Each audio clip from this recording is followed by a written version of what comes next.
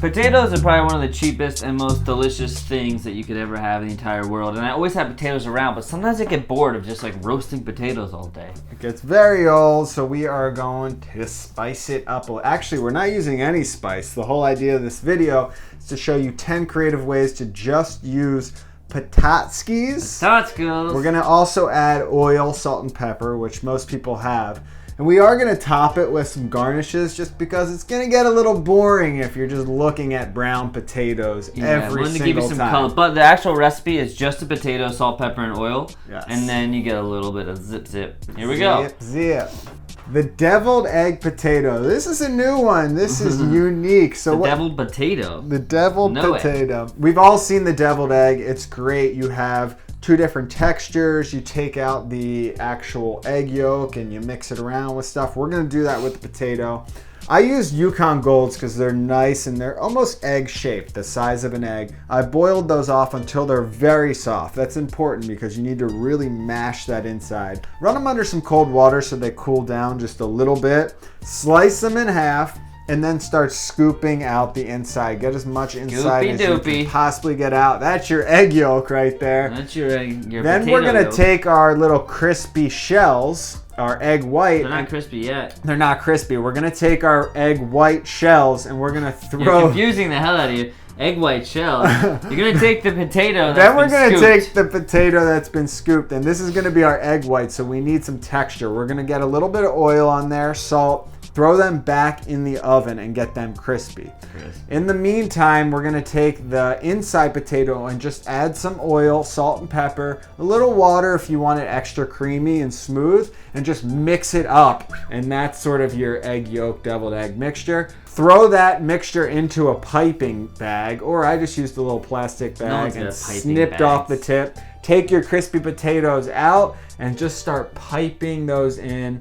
I hit it with just a little bit of smoked paprika on top and munch into those things. The texture difference is awesome. That's cool. They're sexy. They're very sexy. You could also even throw them back in the oven again if you wanted to heat the mashed potato up, but now you're just getting crazy. All right.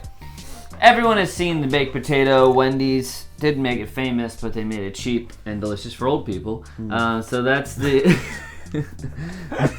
old people just like, who is getting a baked potato in fast food? It's like the old folks. So they're keeping them afloat, otherwise they'd be off the menu. I'll take a number old folks. That's like a number 68, please.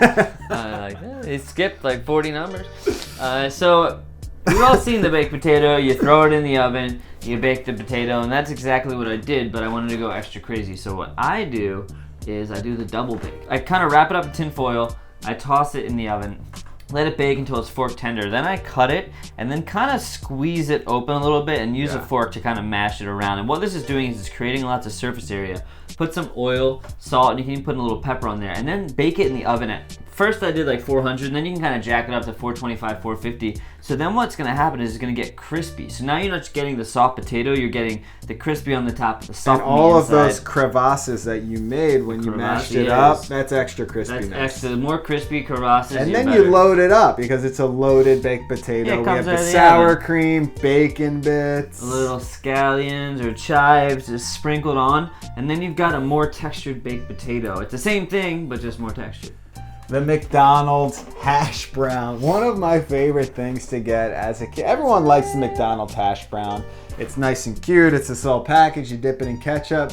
We're gonna make it homemade. We took one russet potato and just sliced that up. I did a little trick. I salted it there because I want to draw out extra moisture. So I pre-salted it before I squeezed it. Then more moisture is gonna come out in this process for extra crispiness. I made a little ring mold, pretty simple, just folded over some tin foil and formed it in the shape of that classic McDonald's hash brown. Threw that into a hot pan, sprinkled in some oil, and then just packed down those potatoes.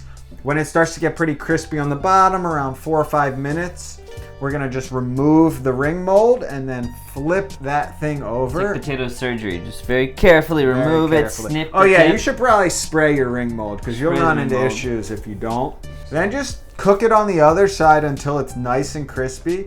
You've got an awesome McDonald's style hash brown. Serve that up with Sam ketchup. Smith of would be course. proud. Sam Smith. Who is that? I'm not the only one. All right, French fries. Ever heard of them? Of course you have, even if you're not French, because French fries are not made in France. They call them frites, I think. That's Belgium, actually. But anyhow, the whole point is that what you want to understand about the French fries is that there's all these different methods of doing it. You can do roasted French fries, you can do a single fry, you can do a double fry. I even did a video featuring Shawn Mendes's delicious music recently that was a triple fry, but recently wanted to figure out a creative way to make French fries that was incredibly crispy but super easy to make. All you do is you get your russet potato, you cut it up into your nice French fry size. Any size will work, but I like sort of not too thin, like not a McDonald's thin, but not like a steak cut thick. So I do like a nice medium size, cut them up, and then you put them in a pot of oil that's cold. I know this seems twisted and weird, but this is where it gets cool. So you put them in the cold oil and you turn the temperature up to high. And slowly you just let the oil temperature get high. And it's gonna start out, it's gonna start bubbling a little bit. What's happening when it's low is it's cooking those potatoes at the lower temperature and it's making them nice and tender on the inside. What you're telling me is you're double frying them without the double fry. I'm doing the double single fry. Why has that never existed before? Because I existed This today. This guy. So what you do is you let them come up to temperature and then they're gonna start to get pretty like bubbly. At that point, when it's high, like you can start regulating the temperature a bit. You can maybe turn it down a little bit. You know, you want to get it to about 350. And once it's 350, you just let them crisp, and they're gonna crisp so incredibly. You can see like they're golden brown, and they also have like lots of texture and deliciousness. So you take those deliciousness fries out. And what this asshole did to these fries, oh god, I'll never forgive him. He will never forgive. It was so good, I will never forgive him. So I took them in a pan or like a bowl or dish or whatever. Salted them, of course, and then I took Parmesan and chives. And when the chives hit, like the aromas from the potatoes being hot kind of explodes out. And the cheese lightly melts. It you don't need a sauce. It's the only time I ever ate a fry that I was like, I'm content. No dip, so much flavor. Even maybe some garlic in there. Oh shit! It tasted like Cool Ranch French fries. Yeah, like it was just really, it was like this gourmet ranchy, Cool Ranch French fries. Yeah, delicious. Give them a try. So good. Smashed potatoes. No, they're not Irish potatoes that have gotten drunk. What they are is you basically take some little potatoes. I use the red ones, but any little potatoes can work.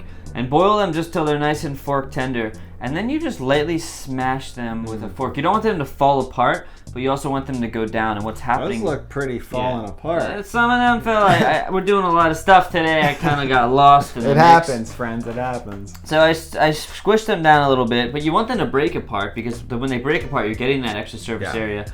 Then you get a pan hot with some oil. And you just pop them in there, a little salt and a little pepper, and you're just crispening them up. And the first time I had these, I was so amazed because someone was boiling potatoes, and I was like, "You're boiling potatoes?" And then they smashed them and fried them, and they added a bunch of spices, and they just blew my mind. Just to finish this off, in our case, put a little mustard down, put those smashed potatoes, and then squeeze some honey. So it's almost like the instant honey mustard without having to honey and mustard them together.